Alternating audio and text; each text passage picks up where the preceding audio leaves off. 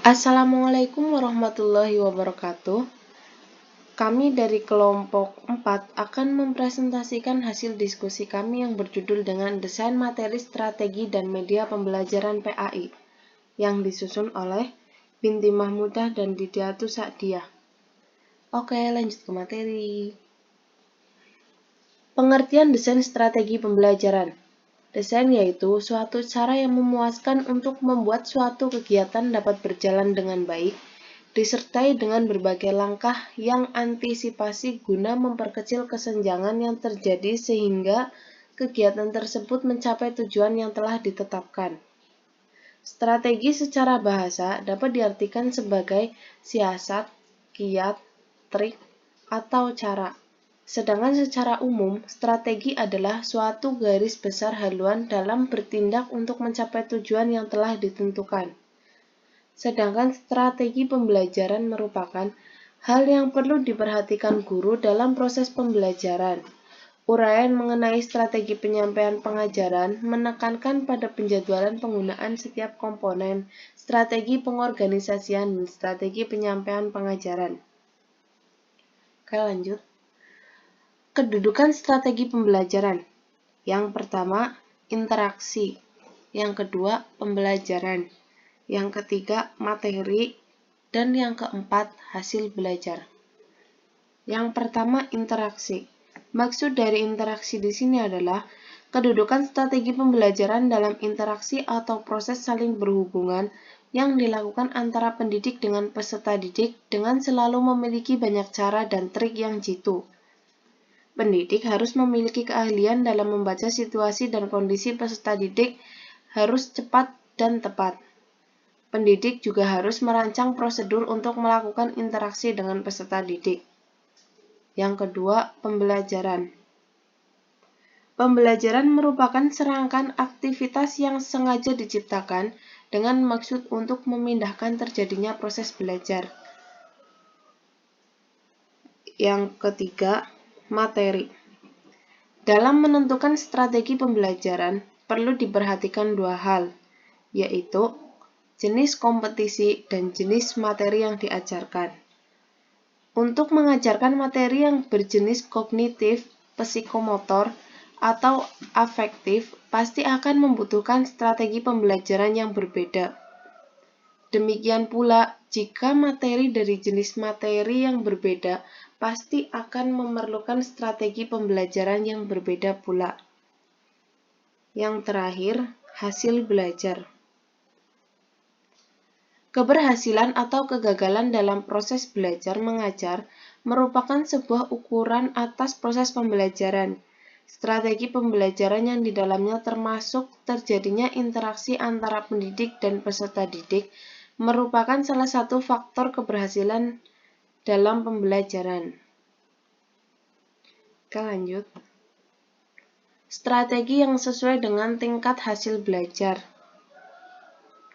Yang pertama, strategi pembelajaran langsung atau eksplitori. Yang kedua, strategi pembelajaran tak langsung. Yang ketiga, strategi pembelajaran empirik. Dan yang keempat, strategi pembelajaran mandiri. Yang pertama, strategi pembelajaran langsung atau eksplitori adalah strategi pembelajaran yang banyak diarahkan oleh guru. Strategi ini efektif untuk menentukan informasi atau membangun keterampilan tahap demi tahap. Pembelajaran langsung biasanya bersifat deduktif. Kelebihan dari desain ini yaitu mudah untuk direncanakan dan digunakan, sedangkan kelemahan utamanya adalah mengembangkan kemampuan-kemampuan, proses-proses, dan sikap yang dipergunakan untuk pemikiran kritis dan hubungan interpersonal serta belajar kelompok. Agar peserta didik dapat mengembangkan sikap dan pemikiran yang kritis, maka diperlukan kombinasi dengan strategi pembelajaran yang lainnya. Yang kedua, strategi pembelajaran tak langsung. Strategi ini sering disebut dengan strategi induktif. Pembelajaran tak langsung umumnya berpusat pada peserta didik. Meskipun kesempatan peserta didik untuk bereaksi terhadap gagasan, pengalaman, pendekatan, dan pengetahuan guru atau temannya, dan untuk membangun cara alternatif untuk berpikir dan merasakan. Yang ketiga, strategi pembelajaran empirik. Strategi pembelajaran empirik berorientasi pada kegiatan induktif serta berpusat pada peserta didik dan berbasis aktivitas.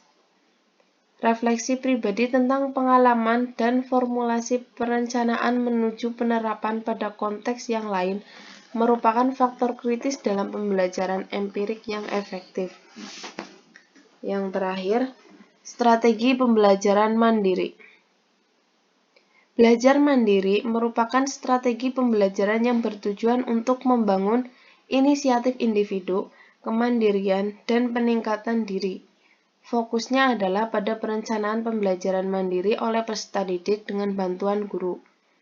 Belajar mandiri juga bisa dilakukan dengan teman atau sebagai bagian dari kelompok kecil.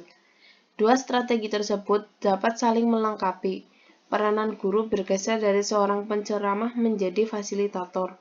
Guru mengelola lingkungan belajar dan memberikan kesempatan peserta didik untuk terlibat. Oke, lanjut.